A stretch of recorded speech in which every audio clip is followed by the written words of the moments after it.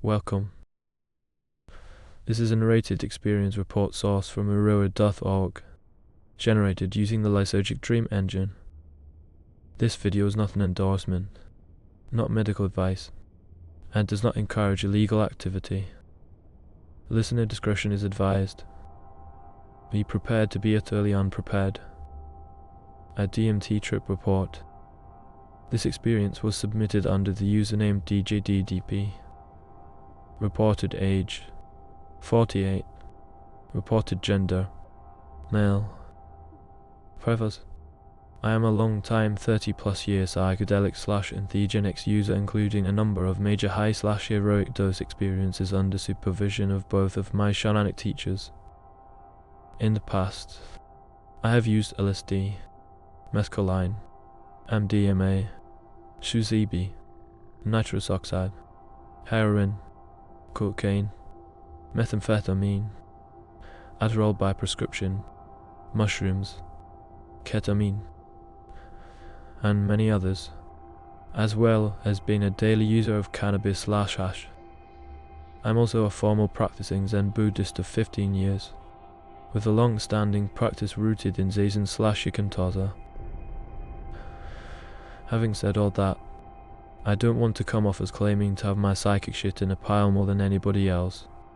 I merely state that I have a pretty good grasp of my personal psychology, my mind, my body, and my spirit. Even so, I have had brief periods of overuse, but for the most part, I treat these compounds as medicines for the mind, heart, and spirit, and approach them with respect. I was gifted a small quantity of DMT powder by a close friend. Unlike the last supply I'd gotten, which looked to be a very crude home extraction, this powder was very clean looking, homogeneous, and of a light fawn color. Unfortunately, neither my friend nor I could discern what flavor of DMT it was N or 5-MeO, so I figured that it was going to take me tasting it to suss it out. Oddly enough, it was me who introduced N DMT to that same friend a few years earlier. Back then, I didn't have much by way of a proper DMT setup. The powder was either placed between dried mint leaves and smoked raw, or later, to help keep it from burning, loaded into a crude hand and lighter vaporizer rig. The experiences were valuable, but of very low threshold. Some mild, interesting visuals, but nothing astounding. It did, however, teach us both that there was something great and majestic awaiting us in this compound.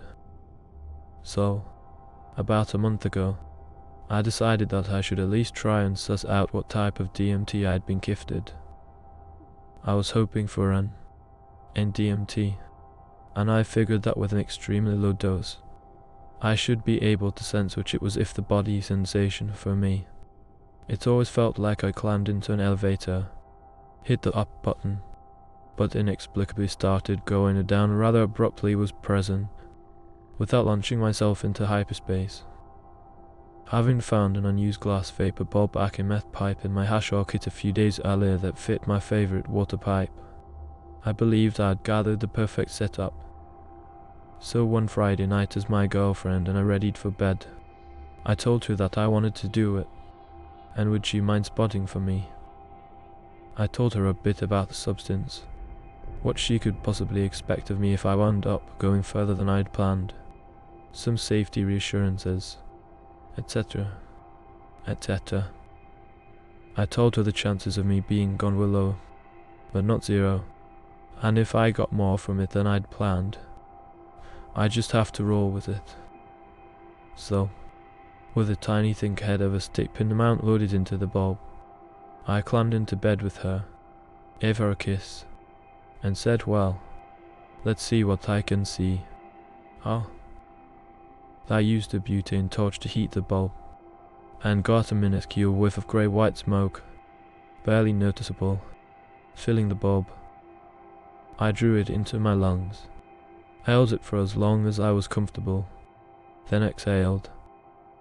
The distinct burning plastic odor was present, but besides that, I had no noticeable effects, and said so. I waited 10 or so minutes to let whatever DMT I had in my system metabolize out, and loaded the bulb again. This time the amount I placed in a pipe was about the amount by volume that looked the size of a sesame seed. I torched it, and could see it readily melt into an amber-ish liquid quite readily, then into an off-white mist. I inhaled deeply, held my breath for about 20 seconds, then exhaled. Seeing no vapor, and barely tasting anything upon exhalation, I thought I may have lowballed it again, and was about to say that's it for tonight when suddenly, to my amazement, I was struck by a feeling of profound majesty the likes of which I still find hard to describe. I knew I was off, and tried to communicate that to her, but all I could say was oh, whoa. Well, lights. At the lights. I was utterly dumbfounded. I thought for sure I'd barely have gotten any in me. I was very, very wrong. In the darkness, before me flayed open all of reality. It was as if I was the center of the universe, and everywhere I looked, I could see the gently throbbing, pulsing machinery that underlies the fabric of space-time. On one hand, they were slightly crystalline, and on the other, very soft and organic. As I let the fractals coalesce and tick away like the most intricate of watch mechanisms, I saw before my eyes a flow of pipes, or what at least looked like pipes, tubes, and wires. They moved, weaving themselves together into a larger, more singular column, not unlike a fluted Doric column in an ancient Greek ruin, with these tubes forming the fluting of the length of the column, but at places crossing over themselves. A sparkling, colourful energy seemed to pulse and flow through them as if the tubes that made up this column themselves were transparent. A moment later, and I suddenly could see that they were not tubes at all. The asterisk were asterisk that flowing energy, and as my view of it / them clarified and sharpened, I could see that each glowing, twinkling light of that energy was a numerical digit, or 1, 3, 0, 2, 7, 4, and on, flowing endlessly, continuously, eternally. Each digit, a different, glowing translucent, almost fluorescent, color. I was simply amazed. It was breathtaking. More than amazed, I was truly speechless. This gave a whole new meaning to the word breathtaking. I remember hearing myself exhale very slowly and intentionally over and over again as the experience kept building up, and was comforted by that sound. I remember hearing myself exhale very slowly and intentionally over and over again as the experience kept building up, and was comforted by that sound. Well, at least I'm still breathing, I remember saying to myself. Speaking of internal dialogue, I also remembered being quite surprised at how lucid I remained. I could distinctly hear myself narrate this experience to myself. My ego was along for the ride, was still functioning rather well, and was actually having quite a pleasant time of it. I remember saying to myself how utterly alien this feels. How utterly alien, yet somehow comforting and oddly familiar. This place, these things stand outside of space and time, yet they feel familiar. In my core, I know this place, and it knows me. Opening my eyes, the room was pitch dark, save for the dim light of the stairwell which for some reason gave off a slightly sinister energy. Every shape I could see seemed completely and abjectly alien to my mind. It was starting to make me feel a bit uncomfortable, and I had a moment of that all too familiar to psychonauts anxiety, where you say when will this get back to normal? Am I stuck here? I closed my eyes again, And while letting the ambient music wash over me, I simply reminded myself that I only had one head, and that at maximum. The experience couldn't last more than 20 minutes. It felt like 40 had already passed, but I simply relaxed into it as best I could, and watched the crystal and colour spin and tick-tock in their Mandelbrot majesty. I suddenly but gently heard my ego/narrator chime in, reassuring me it will all come back together again a number of times. I then realized that this was being told to me on more than one level. In the most gross, obvious way, it was being said to reassure me that baseline would once again be reached. On another, more spiritual level, I was feeling that I was being told that all life energy returns to the vast ocean of consciousness from whence it had come, and this gave me both comfort of spirit and a shiver of gnosis that so often goes with revelation. On the greatest cosmic scale, though, I somehow knew that I was being told internally from a knowing, yet somehow external point of view that one of the grand prize questions of physics IDESD, how will the universe end, is answered by these 6 words, and yet not. I suddenly realized that the question was wrong by one word. The use of end presupposes a result, an outcome, that is wholly and totally subjective, and not only subjective, but relative. How does something that has the infinite and eternal built into its very fabric ever truly end? We may be headed for a big crunch, a big rip, or a big bounce as theists postulate, but in some way some yet to be discovered man of all energy and all matter will reunite and continue on. This realization overwhelmed me at first, then gave me great comfort. I let it float freely in my mind for a moment, and relaxed.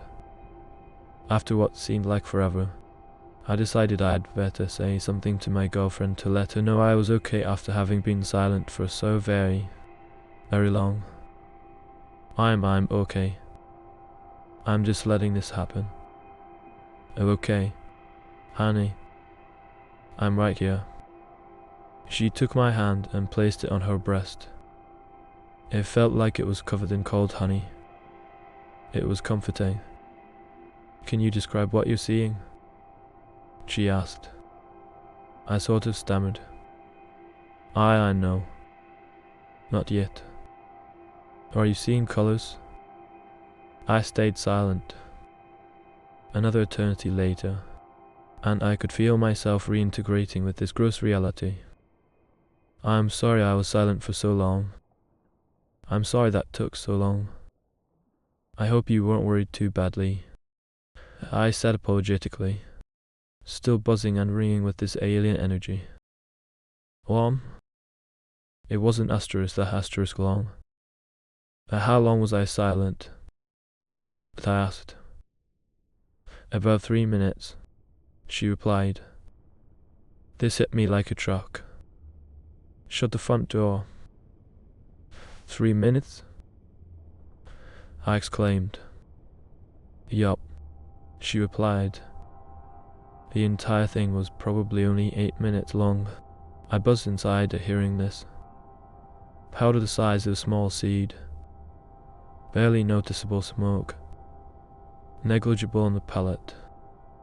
Suddenly able to see through the fabric of space-time, and taste infinity with every breath.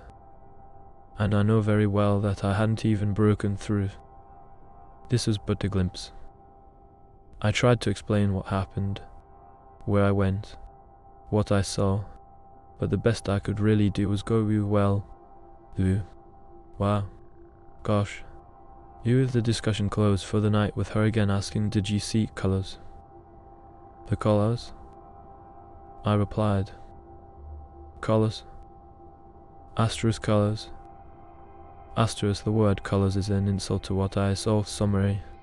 The above could easily be looked at as a completely glowing experience, and in most ways, it most certainly was for me. But there are a number of important things to point out in, or take away from, this experience that I would like the reader to take very seriously as potential modifiers and downregulators As I said in the preface, I am an experienced explorer, and by that, I mean that I have had the great benefit of having studied under two excellent teachers of both psychedelics and neo-shamanism. One was a credentialed psychological clinician, and the other a very well-regarded alternative therapist / LCSW. Add to that I have had significant practice in identification and reduction of ego attachment through formal practice of Zen Buddhism with a world-renowned roshi, including multiple long-form silent monastic retreats, or a session at a number of monasteries. Sit in silent meditation for an average of 8 hours a day for at times a week or more. Again, this is not to inflate myself. This is to contextualize my take on this experience. I know full well that were this experience to have happened, say, 30 years ago, it would have blown my doors right off. This was one of the top 5 psychospiritual experiences of my entire life, and I know that were I not to have had the training I am blessed to have accumulated in my life, the potential for this experience to have gone existentially negative sharply and quickly, I might add, is rather high. But it could also have easily resulted in a potentially psyche-damaging experience as well, and with potentially long-term personality and cognitive repercussions. It is also important to note that while very spiritual, this experience was more deeply rooted in, for lack of a better descriptive, science mind for me. It is so very easy to get all uber hippie / new agey about the experiences of consciousness that certain compounds may help manifest, with a vivid imagery, hyper-awareness, feelings of euphoria, supposed glimpses of the cosmic, the eternal, etc., etc. It can all get very woo-woo, and easily sweep the psychonaut away to patchily scented realms out beyond the river Alf that are less attached to day-to-day reality, and more mere fantasy. I find no use whatsoever to that tack, nor to the use of substances that induce such paltry amusements, as I call them. I employ these compounds in my life to explore consciousness, however it truly is. I try and explore the moment as it is, all, total, and complete, lacking nothing. If after use of a given compound in the next day or two that follows, I do not feel more integrated with and connected to this asterisk life than I did before the experience, or, say, more than or equal to a long meditation session, I normally do not care to go back to the compound in question.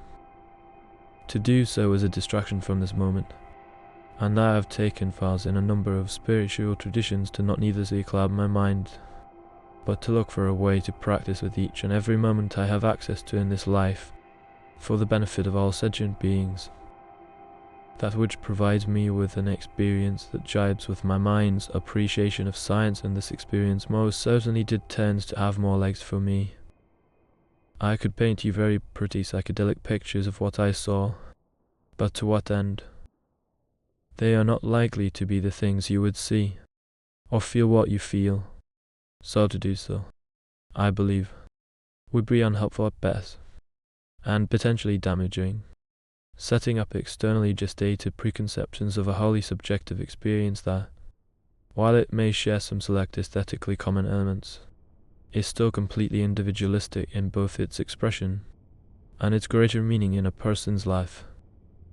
That which is beautiful and awe-inspiring to me may in fact be horrifying to you, much in the same way that the works of certain artists, writers, and musicians are Jider, Lovecraft, Philip Glass, et al. Are found ugly, morbid, grotesque, and depressing to some, but truly beautiful, inspiring, and life-affirming to others. I say all this to restate and reinforce that the magnitude of this experience can be off the charts even at the small dose I took and take from one or two internet to report the notion that one has performed due diligence and can know what to expect is not only foolish, but potentially dangerous. DMT is an amazing molecule that insists upon the highest levels of respect. To use it in a cavalier manner for a trippy time, Jude is either intellectual naivete at its most unbridled, or its most hubristic, This is a phenomenally powerful teacher, and no matter where one is in life's journey, it will teach you a lesson. Just don't be surprised if that lesson was you not ready for me yet. I know that I am not yet ready for the second tit. It will take me a good long while to process this experience. To rush back would be like trying to master calculus after just learning how to add and subtract. Tread very carefully. Friends, I hope you found this experience report informative and enjoyable. Thank you for listening.